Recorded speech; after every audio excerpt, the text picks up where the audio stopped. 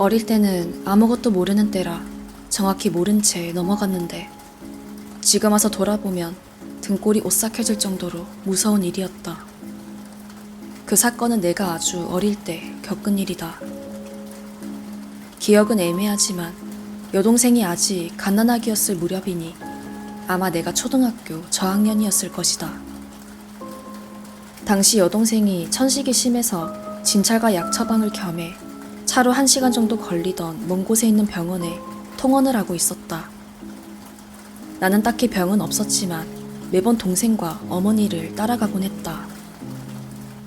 어렸을 때는 설령 병원에 가는 것이라도 멀리 가면 그저 즐거웠다. 게다가 가는 도중에 음식점에 들러 외식을 할 때도 많았기 때문이었다. 하지만 어머니 입장에서는 아픈 동생 챙기기도 힘든데 나까지 따라오니 무척 힘드셨을 것이다.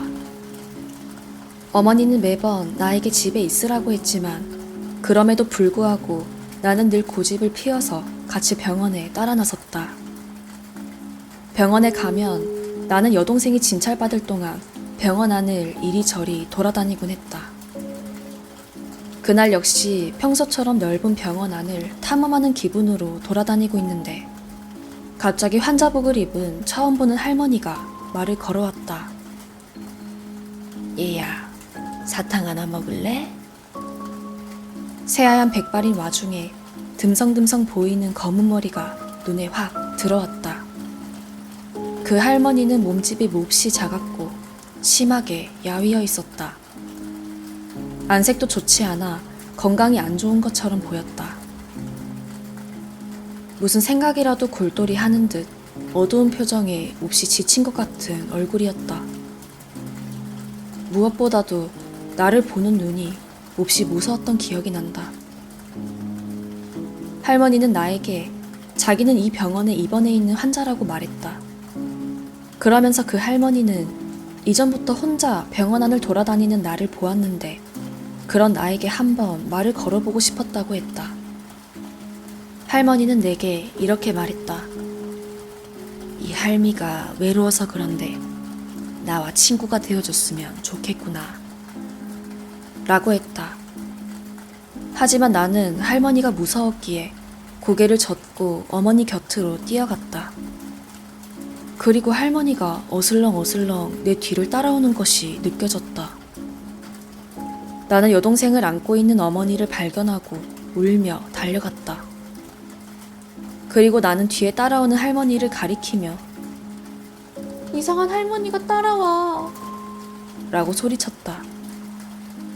그리고 따라오던 할머니 손에는 어느새인가 내 손수건을 손에 들고 이걸 떨어뜨렸네요 라고 말했다.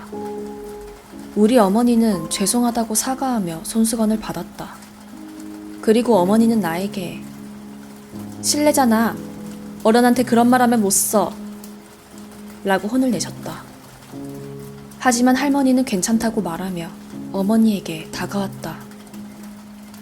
그런데 그 할머니가 깜짝 놀란 듯 입을 떡 벌리더니 갑자기 눈물을 흘리기 시작했다. 할머니는 어머니를 보고 말했다. 우리 딸하고 똑같아. 할머니는 10년은 더 된 옛날에 어머니와 똑 닮은 딸이 있었다고 했다.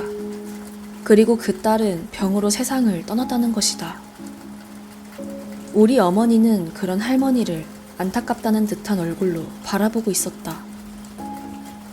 그리고 할머니는 그 후로 병원을 찾을 때마다 우리를 병원 입구에서 기다리고 있었다.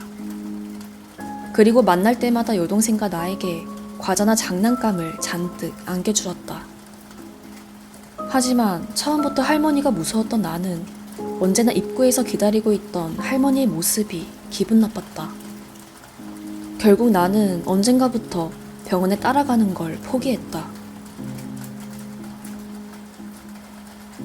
그렇게 몇 달 정도 지났을 무렵 갑자기 어머니가 나에게 동생 병원 가는데 같이 따라가지 않겠냐고 권해오셨다.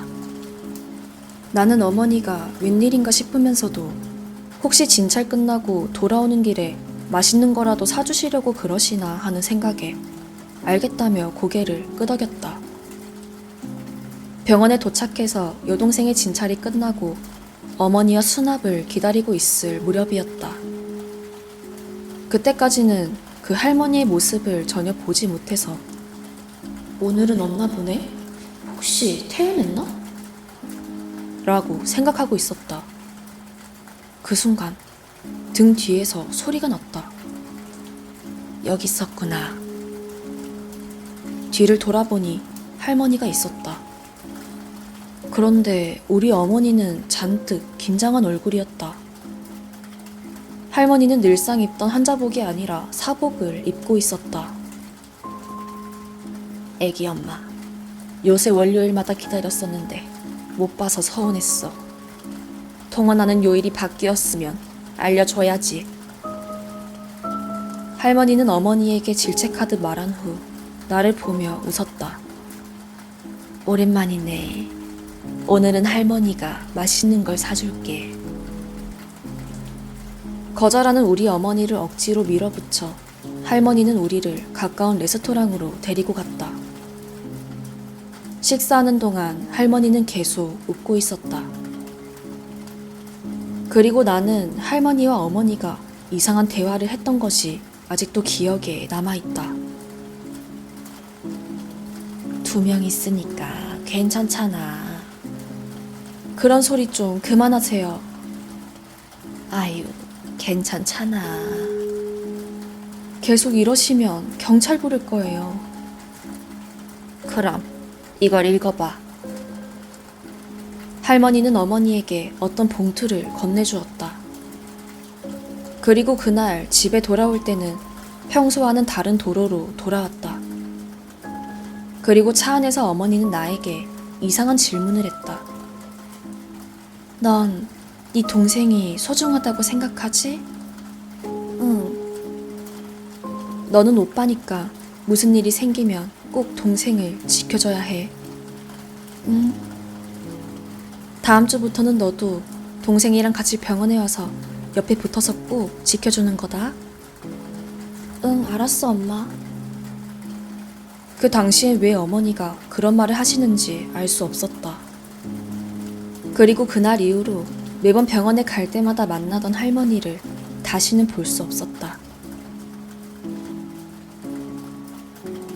그리고 그로부터 10년이 가량 지난 어느 날, 나는 어머니에게 그때 그 할머니 그러고 보니 어떻게 지내고 있을까? 하고 물었다.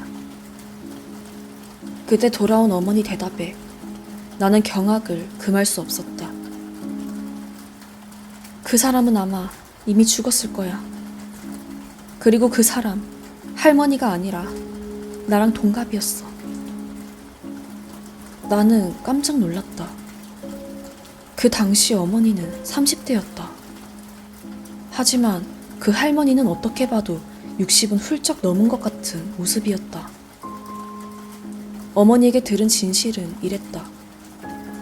그 할머니가 퇴원을 하셨는데도 계속 병원을 오시는 모습에 어머니는 무언가 이상하다는 걸 느꼈다고 했다.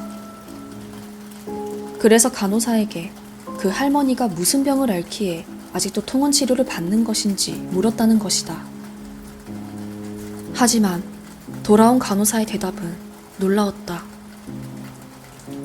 할머니는 병 때문에 입원한 것이 아니라 정서불안으로 인해서 자살을 지속적으로 시도한 탓에 병원에 입원해 있었던 것이다.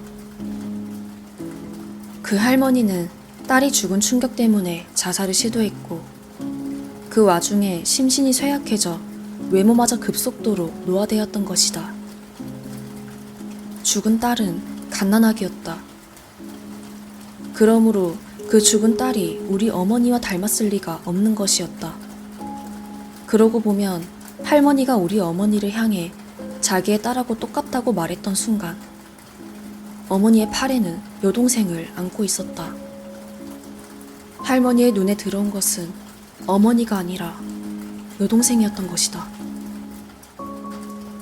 처음에는 상냥했었던 할머니였지만 점차 어머니에게 여동생을 자신에게 넘기라며 집요하게 요구해오기 시작해왔다고 한다. 당연히 어머니는 거절했다. 그리고 혹시나 그 할머니가 여동생을 유괴라도 할까 싶어서 나를 보디가드 삼아 병원에 함께 데리고 왔던 것이었다. 이야기를 끝내고 어머니는 그때까지도 가지고 있던 할머니가 주었던 봉투를 내게 보여줬다. 안에는 편지가 있었고 짧은 문장 3줄만 있을 뿐이었다. 딸 곁으로 갑니다. 당신 탓입니다. 계속 원망하겠습니다.